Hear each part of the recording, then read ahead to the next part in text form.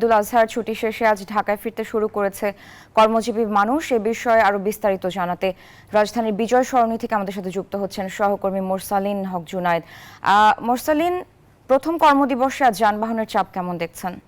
মেহজাবিন, ঈদুল আজহার 3 দিন এবং সাপ্তাহিক 2 দিন সব মিলে মোট 5 দিনের যে লম্বা ছুটি গেল টানা, এই ছুটির শেষে আজ থেকে কর্মদিবস শুরু হয়েছে। রাজধানীর বিজয় সরণি মোড়ে যে দৃশ্য দেখা যাচ্ছে, এখানে 4টি রাস্তার প্রধান যে 4টি সড়ক, এই প্রধান 4টি সড়কের প্রতিটি সিগন্যালেই কিন্তু গাড়ির খুব বেশি চাপ নেই, বলা চলে যায় একেবারেই নেই। সহনীয় পর্যায়ে সময় নিয়ে গাড়িগুলোকে অপেক্ষা করতে হচ্ছে এবং গাড়ির সংখ্যাও আসলে খুব বেশি নেই। মেহজাবিন, একটি তথ্য যে এই বিষয়টি জানানোর ছিল সেটি হচ্ছে যে গেল 6 জুন নতুন যে কর্ম ঘন্টার যে হিসাব করা হয়েছে সেটি অনুযায়ী আজ থেকে কিন্তু সকাল 9টা থেকে বিকেল 5টা পর্যন্ত কর্মক্ষেত্রগুলো খোলা থাকবে। এই ঘটনাটি 1.5 বছর আগে মূলত বিদ্যুৎ জ্বালানি সাশ্রয়ের জন্য সরকারের তরফ থেকে 2022 সালের 15 নভেম্বর 1 ঘন্টা সময় কমিয়ে আনা হয়েছিল কর্মঘণ্টা। সকাল 9টা থেকে বিকাল 4টা পর্যন্ত ছিল সেই কর্মঘণ্টা।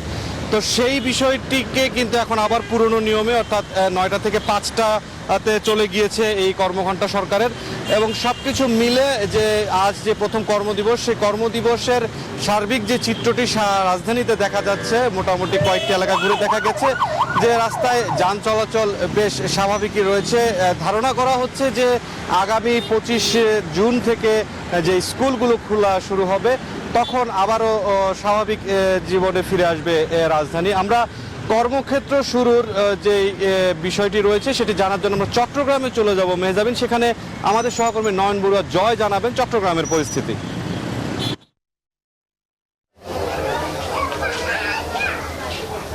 ধন্যবাদ জুনায়েদ আপনাকে। আপনি যেমনটা দেখিয়েছেন তেমনিভাবে চট্টগ্রামেও আমরা রেল স্টেশনে ছুটে এসেছি সকালের দিকে। দেখতে পাচ্ছেন এখানে যাত্রীদের কোনো কমতি আমরা দেখছি না, যেহেতু বিজয় এক্সপ্রেস বলতে যে ময়মনসিংহগামী যে ট্রেনটি, সেই ট্রেনের শিডিউল বিপর্যয় হয়েছে। যারা ঈদে চট্টগ্রামে এসেছেন তারা এখন কর্মস্থলে ফিরছেন, আবার যারা ঢাকায় গেছেন তারা আবার চট্টগ্রামে ফিরছেন। সব মিলিয়ে বলা যায় কিন্তু আসলে রেল স্টেশনে উপচে পড়া ভিড় দেখতে পাচ্ছেন। এখানে যাত্রীদের চাপ অনেক বেড়েছে, তবে যথাসময়ে ট্রেন না যাওয়ার কারণে তারা হতাশের কথা আমাদেরকে জানিয়েছেন। আমি একটু কথা বলতে চাচ্ছি, কতক্ষণ ধরে আপনারা অপেক্ষা করছেন? আপনাদের ট্রেন ছিল কয়টায়?